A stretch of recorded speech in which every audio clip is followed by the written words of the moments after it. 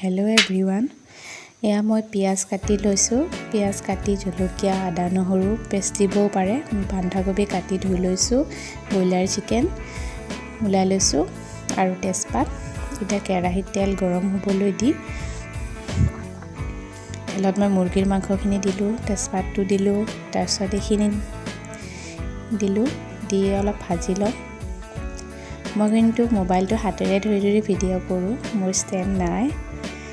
মই সেনেকৈয়ে সকলো ভিডিঅ' বৰ্তমানলৈ কৰি আছোঁ। এই হালধি, নিমখ, জিৰাৰ গুড়ি, ধনিয়াৰ গুড়ি এইখিনি ধুনীয়াকৈ মজিবলৈ দিব।